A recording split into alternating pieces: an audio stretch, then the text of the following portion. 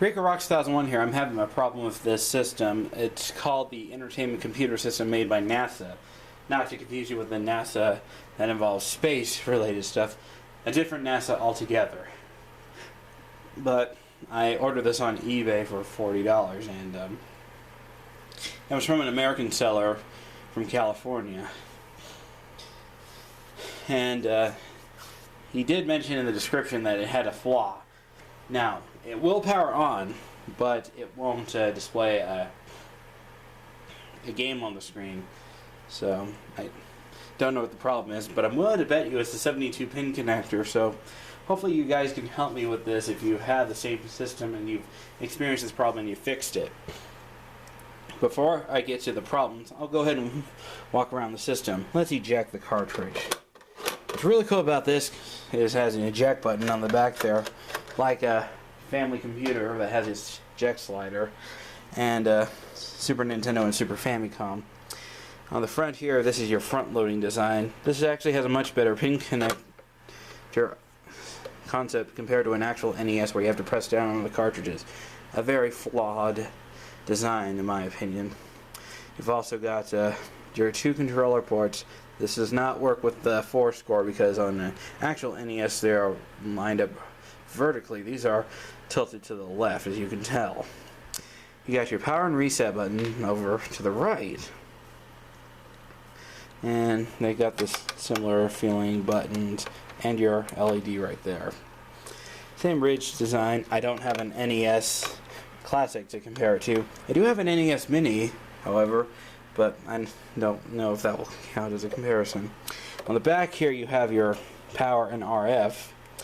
The RF is for European and Australian consumers only because it does not have a channel switch on the side, so I'm unable to test it with RF. The AC adapter, I'll get onto that in a moment.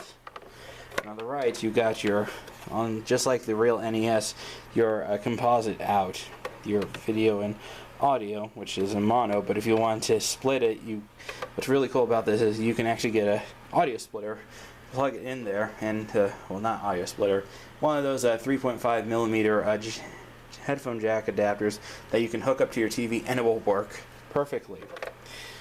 That's something really cool. Just like on the Model 1 Sega Genesis.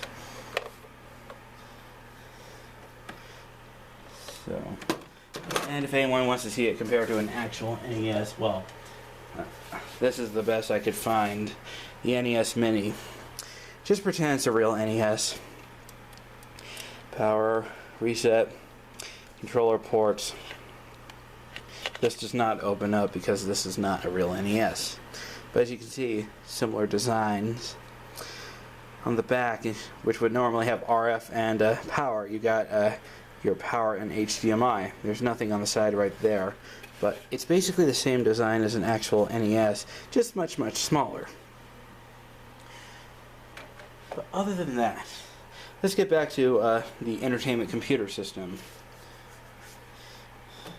The problem I'm having with this system is when I try to load a cartridge in, it gives me a screen on it gives me a grayish blue screen or something like that. Let's demonstrate the Super Mario Bros. 3. Watch what happens when I try to load it on this system. Take a look. I get a grayish white screen. Does anyone know what the problem is or how to fix this? I do know what the problem is, but how do I fix it? Also, sometimes when I power on, it shows up with a different screen. This time it's blue with diagonal lines. Can anyone explain what that's all about? Because I'm having problems figuring out what the situation is, so I'll go ahead and eject the cartridge. The really cool thing about the Entertainment Computer System is it has an eject button, so you can easily remove your games, something that I wish all NES clone systems had. But they don't, and that ruins the posts on the system that holds the cartridge slot. Or something like that. I'll go ahead and show you the insides because I actually have the 4 screws out. Just like the real NES, it takes just Phillips screws, and there's only 4 as opposed to 6 like the real Nintendo Entertainment System. This is a hardware clone, as you can tell, because it has official chips and not like a Nintendo on a chip design.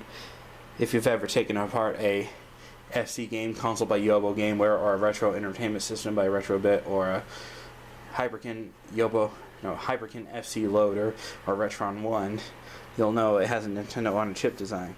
As you can see, these are actual Nintendo chips. This is compatible with practically every NES game. But other than that, does anyone know how to fix this situation? I can tell you the chips and capacitors and stuff are all fine. It's the pin connector that I'm having trouble with. I tried everything. I tried the credit card method and other stuff.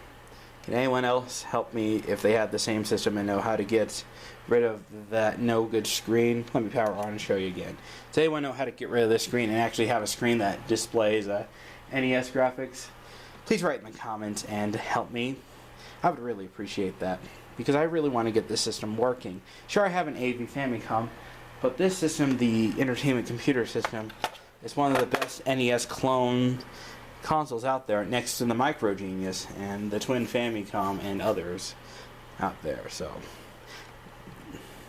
I'd really appreciate your help.